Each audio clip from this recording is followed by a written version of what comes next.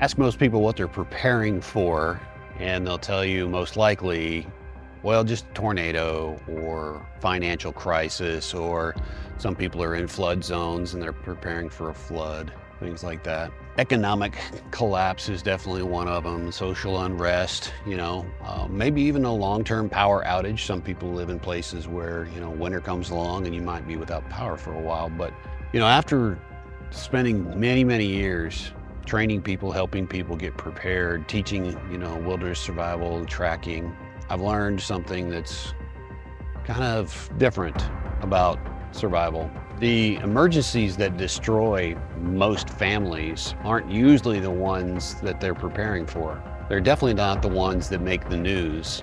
They're really the ones that nobody saw coming. Maybe a lost job, a medical diagnosis or an injury, car accident, a death of a loved one, a parent that suddenly needs your help, that needs care. As a family, having to come together to do that can be challenging, especially when you're not prepared for it. Now, those emergencies aren't necessarily what I would consider extraordinary. They're ordinary. And that is exactly why most people aren't prepared for them. We get into that mode of it could never happen to me situation, right? And that's why it's called unexpected. Hey, welcome back to the channel. I'm Papa Todd. I was raised to be ready. I was raised on a farm, and we took it for granted a little bit, how we didn't know. It was just life, being prepared for certain things in life. It was just normal for us, just simply part of life. If something broke, we fixed it. We didn't have somebody come do it, or we didn't send it somewhere to get fixed. We fixed it ourselves. We also stored what we might need for later. You planned ahead because we knew on a farm our circumstances could change pretty quickly. Over the years, through survival training and construction and all the hunting and fishing that I've done throughout my life, and obviously raising a family is a big part of that, right? I've learned some simple truths. Preparedness isn't about living in fear. It's about reducing chaos when things get difficult. And today I want to talk about the emergency that most people and most families never prepare for. Now, think back over your own life. How many people do you know that experienced these types of events, like a sudden layoff at work, a serious illness that was going to require a lot of money and a lot of time, a car accident, a spouse passing away unexpectedly, a parent needing full-time care? These events, they happen every day. Yet most families spend their time in preparedness, focusing on other things. They could spend a lot of time just discussing hypothetical situations, right? Some of them very extreme. And those are statistically just most likely not going to happen. Now, that doesn't mean I'm criticizing anybody for preparing for those situations at all. It's human nature, right? To want to survive, to strive to survive. But we tend to worry about these very dramatic events while ignoring the everyday quiet risks that are right in front of us that we could face at any moment. When I was growing up, we didn't always have a lot of things. We didn't always get, everything we wanted, whether that was clothes or a bike, motorcycle. There were different things that I wanted that they were just out of reach. But we often had a little bit of room. We called it margin. You had to have a little bit of margin, a little bit of extra, right? And you stored that up. You saved it. You saved your pennies, your quarters, your nickels, and everything in a jar. You knew your neighbors. You knew the skills that everybody had in your neighborhood, what people could do and what people couldn't do, and where you needed a little extra help. And many families had one income back then. You didn't have all these multiple sources of income. And many of them lived below their means. I know that sounds crazy, but most people didn't have credit and credit cards, So they repaired their own things, they saved things, and they stored things. They understood something that we've largely forgotten. Preparation wasn't a hobby. It was a responsibility.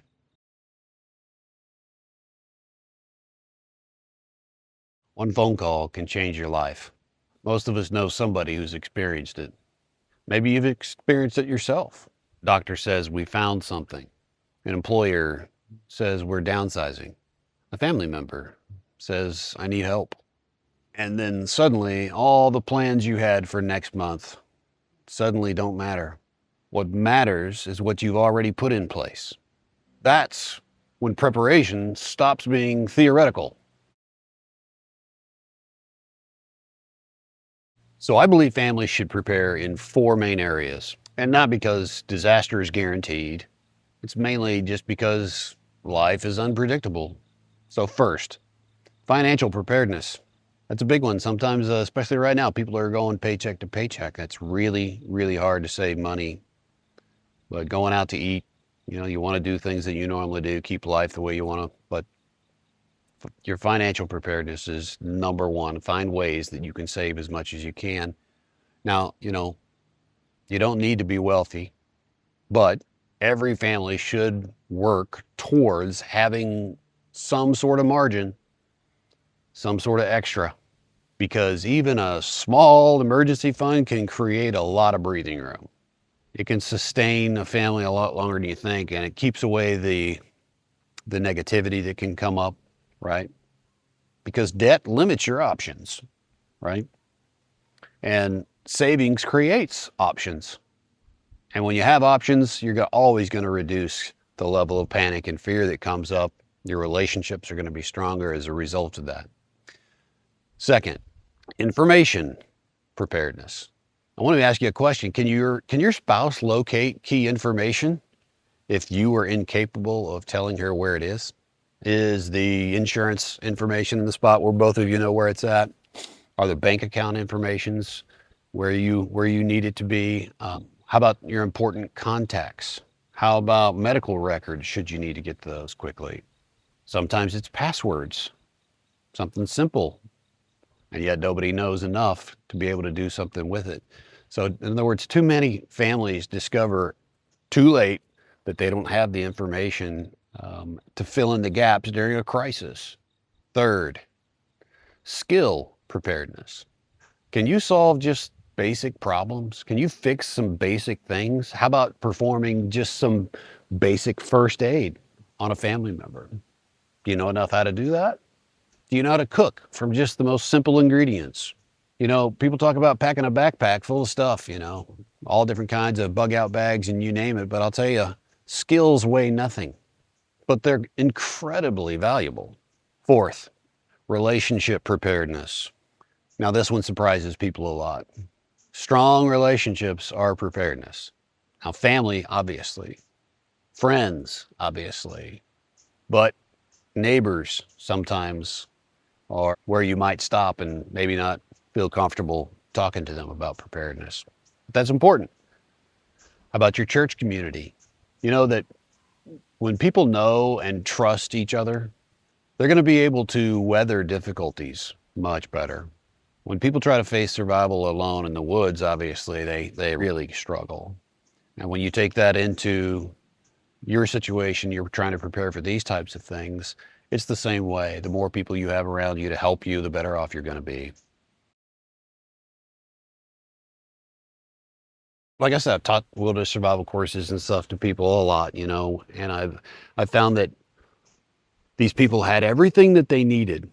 They had water, they had materials for shelters, they had equipment of all sorts, and they even had some training. But at the very moment that something went wrong and the panic and the fear started to come in and show up in their situation, all of a sudden the panic changed everything. And people stopped thinking. They just stopped thinking. They lost all those things that they had in their mind, and they were down to very, very few options in their mind. And they began to rush decisions. They began to waste their energy on things that they should have been conserving it for. The same thing happens to you in your everyday life. It may not be as extreme, but it happens all the time. So the family that's prepared isn't necessarily the family with the most stuff. It's often the family that can stay calm and work the problem. So this is where preparedness and fatherhood come together. When crisis hits, your family doesn't need perfection. They don't need you to have every answer. What they need is stability. Someone willing to say, okay, it's difficult. Let's figure it out together. Children watch that. Spouses feel that. Over time, that calm confidence becomes one of the greatest gifts that you can provide to your family. Not because you're fearless, because you prepared enough to think clearly, calmly. One mistake I see a lot of people make is, believing that they need to prepare for everything all at once. And that's really overwhelming. So instead, start small. Ask yourself some key questions about your situation, about, what could happen if I couldn't work for 3 months? Simple plan to understand, simple challenge. Obviously, money's going to be a factor in that, right? Ask some other questions. What would happen if my spouse had to handle all of our finances and find all of our financial information tomorrow? You prepared for that? What would happen if you lost power for a few days or even a week? What if an elderly parent suddenly needed help? Now, you don't need all the answers today. You just need to start asking those questions. I think real preparedness gets misunderstood.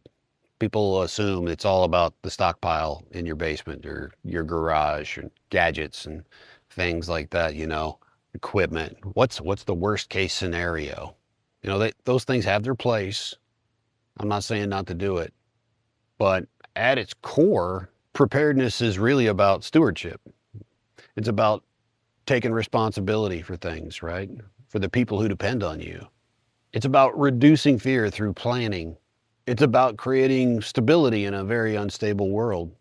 And that's something every family can benefit from.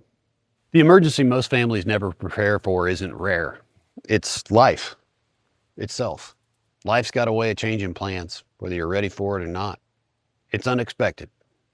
So it's sometimes very painful.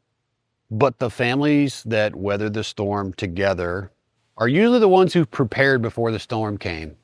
Not because they were afraid, not because they were fear mongers, but because they simply understood it was their responsibility.